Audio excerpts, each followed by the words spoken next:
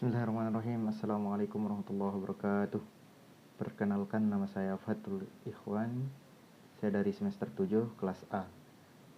Baik, di sini saya akan menyampaikan materi pada mata kuliah bioteknologi. Di sini saya akan menyampaikan 3 materi inti ya. Sini yang pertama yang akan saya sampaikan yaitu ekstraksi DNA. Kemudian yang kedua yaitu PCR. Kemudian yang ketiga yaitu real time PCR. Baik, langsung saja masuk ke materi yang pertama. Materi yang pertama yang saya sampaikan ini adalah ekstraksi DNA.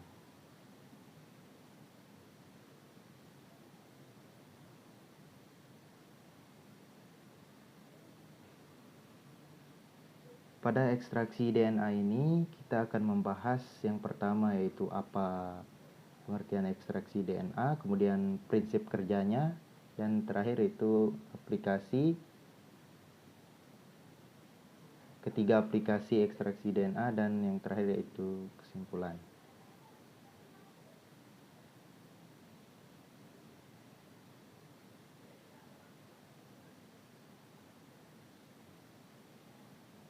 Nah, latar belakang di sini. Permasalahan yang sering muncul saat ekstraksi DNA yaitu yang pertama, yaitu DNA patah-patah selama proses ekstraksi. Kemudian DNA mengalami degradasi akibat kehadiran enzim nuklease dan adanya kontaminasi senyawa polisakarida yang ikut terisolasi senyawa metabolit sekunder. Kemudian kehadiran senyawa kontaminan dapat menghambat berbagai proses mulai dari pemotongan DNA, amplifikasi hingga cloning.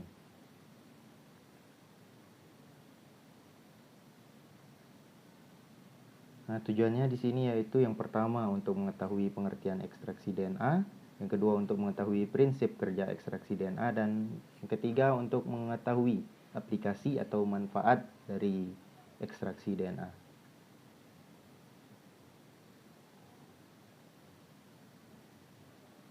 Kita masuk ke submateri yang pertama yaitu pengertian ekstraksi DNA.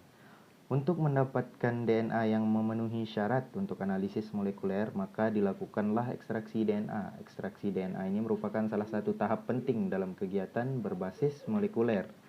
Ekstraksi DNA merupakan serangkaian proses untuk memisahkan DNA dari komponen sel lain seperti halnya protein, karbohidrat, lemak, dan lain-lain.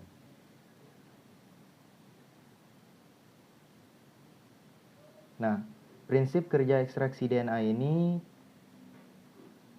ada 3 proses ya. Yang pertama yaitu lisis sel, yang kedua pengikatan DNA, dan yang ketiga presipitasi dan pelarutan DNA.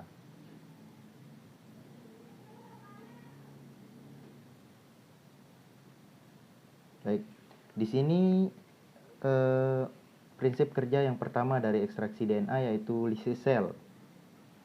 Lisis sel ini adalah proses pemecahan sel atau jaringan sampel baik secara fisik, kimiawi maupun enzimatis.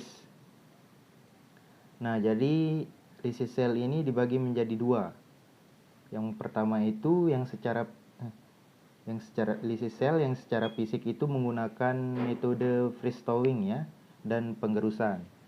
Nah, artinya metode freeze thawing ini pertama dilakukannya yaitu pembekuan sampel, dan yang kedua yaitu proses pengenceran sampel. Kemudian lisis sel yang kedua yaitu menggunakan penggerusan. Jadi proses penggerusan ini digunakan untuk beberapa jenis sampel ya. Jenis sampel yang bisa dilakukannya penggerusan yaitu sampel yang berupa daun, bisa juga jaringan otot, dan lain-lain ya. Jadi yang bisa dilakukannya proses penggerusan ini yaitu sampel yang berupa daun. Lain halnya jika sampelnya berupa darah ya. Nah, itu tidak perlu proses penggerusan pada lisis sel ini ya. Kemudian homogenasi dalam buffer yang mengandung deterjen seperti triton X100 dan sodium diisel sulfate atau SDS. Protein dan RNA dibuang melalui runtutan inkubasi dengan enzim proteolitik atau proteinaseka dan ribonuklease. Nah, pada gambar yang sebelah kanan ini yaitu proteinaseka ya, yang digunakan pada proses ekstraksi DNA.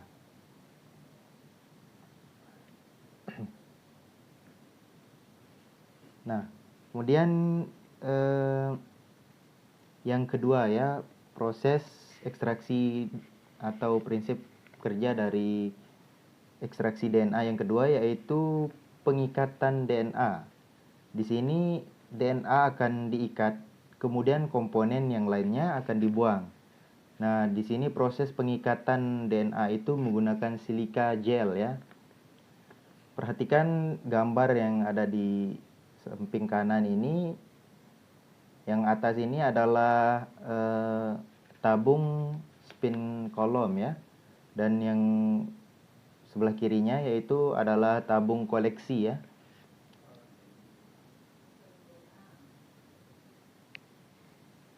Nah, di dalam tabung koleksi ini ada yang terdapat silika gel ya.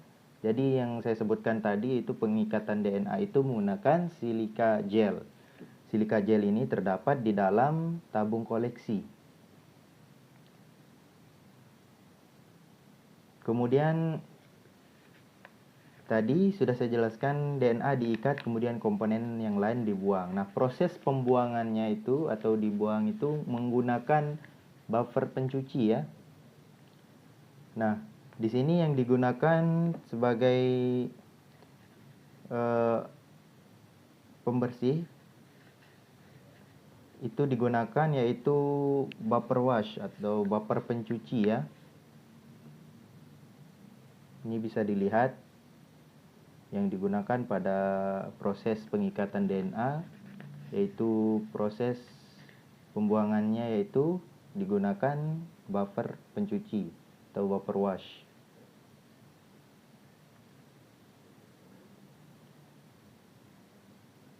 Nah, yang terakhir di sini peripitasi dan pelarutan DNA.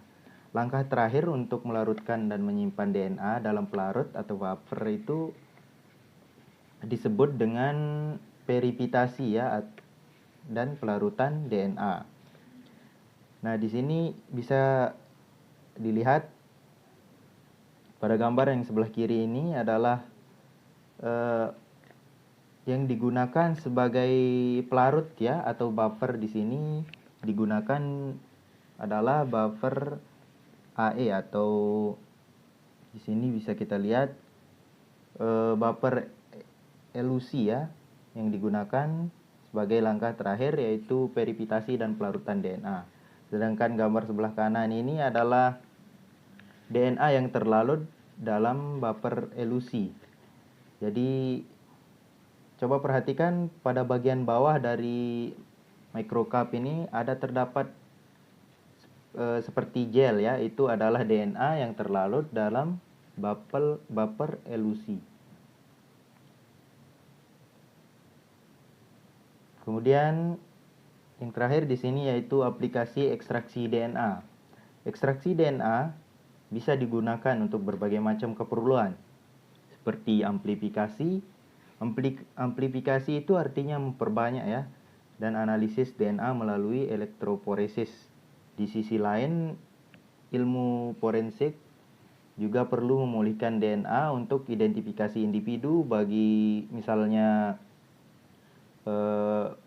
kecelakaan atau korban perang, kemudian penentuan ayah dan identifikasi hewan.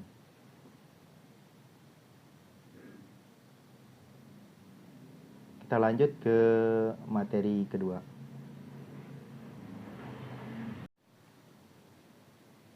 Baik, kita lanjut ke materi yang kedua yaitu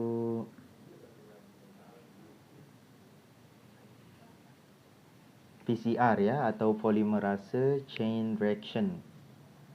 Langsung saja masuk ke materi. Di sini kita akan membahas tentang PCR. Yang pertama yaitu apa itu pengertian PCR, kemudian bagaimana prinsip kerja PCR, dan yang ketiga aplikasi PCR.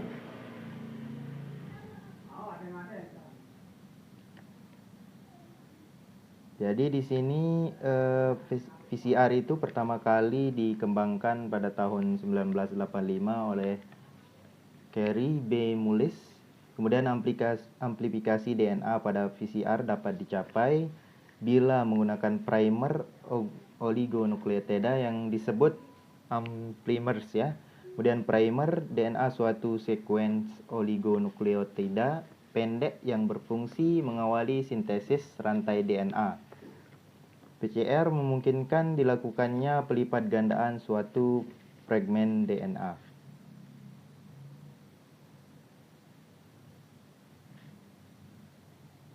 Jadi tujuan dari PCR materi yang kita bahas ini yaitu untuk mengetahui pengertian PCR, untuk mengetahui prinsip kerja PCR, dan untuk mengetahui aplikasi PCR.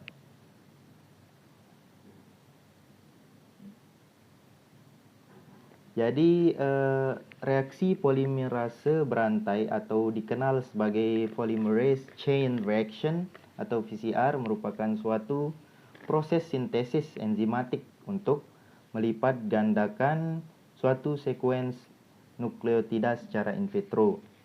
Nah, dengan menggunakan metode PCR ini dapat memungkinkan jumlah urutan DNA ribuan bahkan jutaan kali dari jumlah semula. Misalkan di sini sekitar 106 sampai 107 kali. Setiap urutan basa nukleotida yang diamplifikasi akan menjadi 2 kali jumlahnya. Jadi ini kita akan bahas di prinsip kerja PCR nanti. Nah, di sini prinsip kerja PCR itu ada 3 proses ya. Yang pertama yaitu denaturasi, kemudian yang kedua yaitu annealing atau penempelan primer, kemudian yang ketiga yaitu extension atau reaksi polimerisasi. Baik, prinsip kerja PCR atau di sini siklusnya, yang siklus PCR yang pertama yaitu denaturasi. Jadi denaturasi ini pada suhu 95 derajat Celcius selama kurang lebih 60 detik. Denaturasi di sini artinya pemisahan untai ganda DNA ya. Jadi suhu yang digunakan pada proses denaturasi ini yaitu 95 derajat Celcius. Nah, pada proses denaturasi ini untai ganda DNA dipisah. Kemudian siklus pada PCR ini yang kedua yaitu annealing atau penempelan primer ya. Jadi pada proses yang kedua ya ini penempelan primer ke target DNA target pada suhu 55 derajat Celcius. Jadi pada proses annealing ini primer akan menempel ke DNA target. Dan suhu yang digunakan pada proses annealing ini yaitu 55 derajat Celcius.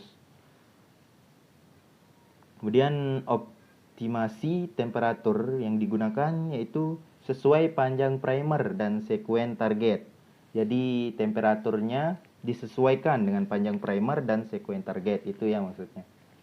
Kemudian proses kerja PCR yang terakhir yaitu polimerisasi. Jadi polimerisasi ini atau yang disebut dengan pemanjangan primer ya, bisa disebut juga sintesis DNA baru ya pada suhu 72 derajat Celcius. Jadi polimerisasi ini yaitu pemanjangan primer. Jadi siklus PCR dari denaturasi, annealing, dan polimerisasi ini akan diulang-ulang ya. bisa sampai 1, 2, 3 dan seterusnya ya. Siklusnya berulang-ulang sehingga mendapat mendapat DNA baru yang lebih banyak ya. Jadi PCR itu bisa diartikan mengcopy atau menggandakan untai DNA. Jadi siklusnya diulang berkali-kali itu untuk memperbanyak untai DNA yang baru. Ini adalah gambaran umum pada proses PCR. Jadi yang berwarna biru ini adalah untai ganda DNA ya. Sedangkan yang warna biru ini adalah untai baru. Jadi pada siklus pertama satu molekul target DNA untai ganda dikopi atau disintesis menjadi 2 molekul target. Jadi pada siklus pertama ini terdapat satu molekul target, kemudian akan dikopi menjadi disintesis menjadi 2 molekul target. Jadi pada awalnya untai ganda DNA ini adalah satu, kemudian disintesis atau dikopi menjadi untai ganda atau 2 DNA yang baru. Jadi 2 molekul DNA target. Begitu halnya pada siklus yang kedua. Terdapat 2 molekul DNA target akan disintesis akan menjadi 4 molekul DNA target. Kemudian pada siklus yang ketiga juga seperti itu. Tadi yang pertama yaitu dari 2 DNA molekul target menjadi 4 molekul target. Kemudian ada siklus yang ketiga dari 4 molekul target disintesis atau dikopi menjadi 8 molekul DNA target. Jadi begitu ya proses kerja PCR.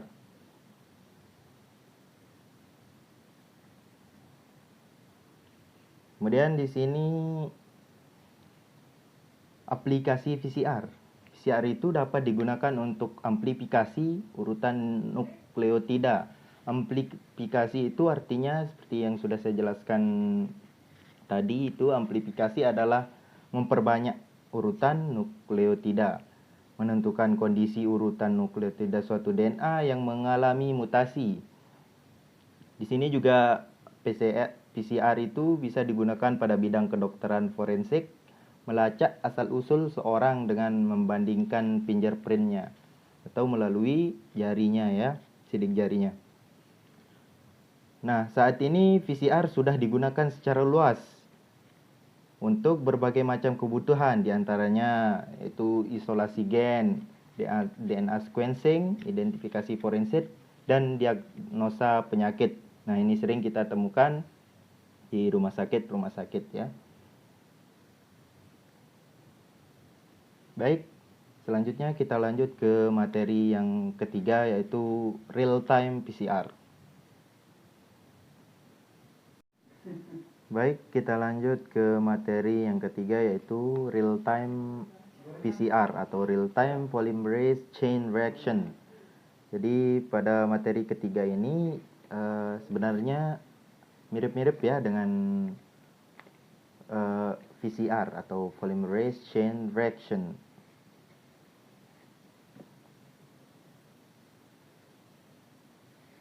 Seperti materi yang sebelumnya yang sudah saya jelaskan, di sini kita akan membahas apa itu real time PCR, apa itu prinsip kerjanya, bagaimana prinsip kerjanya, dan apa saja aplikasi real time PCR. Di sini tujuan untuk mempelajari materi ini yaitu untuk mengetahui pengertian real time PCR, untuk mengetahui prinsip kerja real time PCR, dan yang terakhir untuk mengetahui aplikasi real time PCR. Sini saya akan menjelaskan apa itu real time PCR. Jadi Real-time polymerase chain reaction adalah suatu metode analisa yang dikembangkan dari reaksi PCR.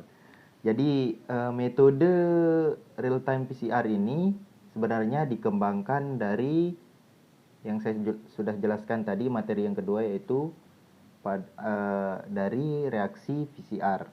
The real-time PCR adalah suatu teknik pengerjaan PCR di laboratorium untuk mengamplifikasi atau memperbanyak sekaligus menghitung atau menguantifikasi jumlah target molekul DNA hasil amplifikasi tersebut. Jadi real-time PCR merupakan alat PCR yang paling sensitif untuk mendeteksi dan mengukur kuantitas messenger RNA atau mRNA. Real-time PCR lebih unggul dibandingkan dengan analisa Northern blot dan RNase protection assay karena dapat digunakan untuk mengukur kadar mRNA dalam sampel yang berukuran kecil. Jadi di sini untuk mengukur kadar mRNA-nya, ini menggunakan sampel yang berukuran kecil.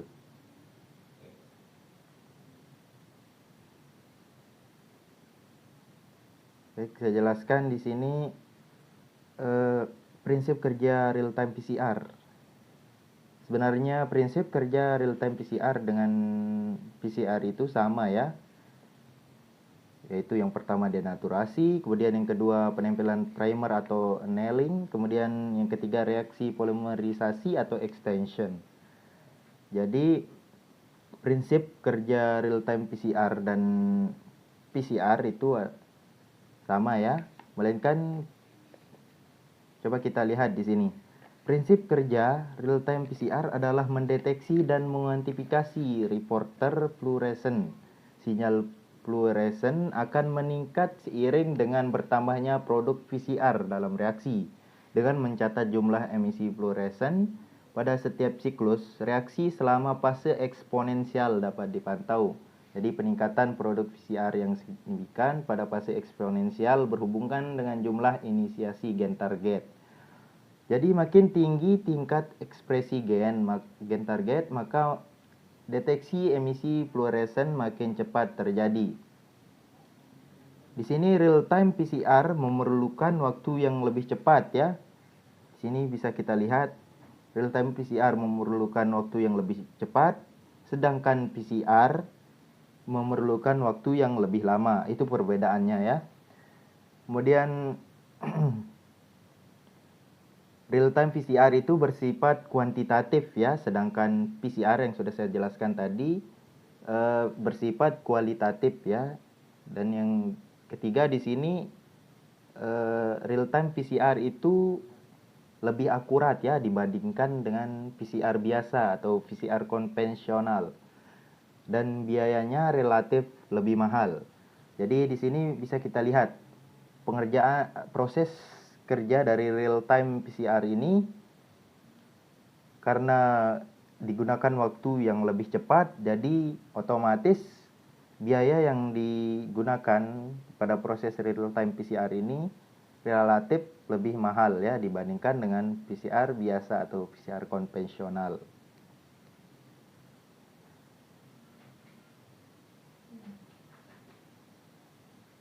Nah, di sini aplikasi dari real time PCR antara lain digunakan sebagai studi ekspresi gen secara kuantitatif, perhitungan jumlah kopi DNA dan genom atau DNA virus, analisis perbedaan alel atau genotip single nucleotide polymorphism atau SNP untuk verifikasi hasil microarray, keefektifan obat terapi dan penghitungan kerusakan DNA.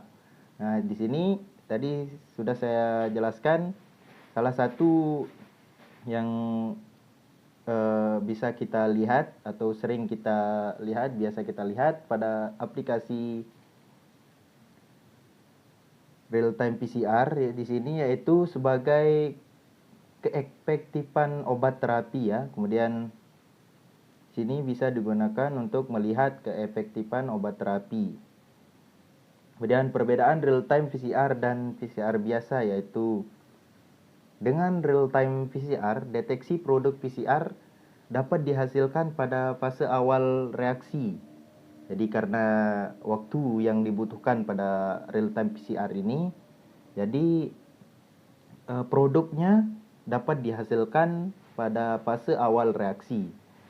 Kemudian PCR biasa hanya menggunakan elektroporesis gel untuk deteksi produk amplifikasi PCR pada fase akhir, tanpa mengetahui jumlah produk PCR yang diekspresikan atau yang dihasilkan.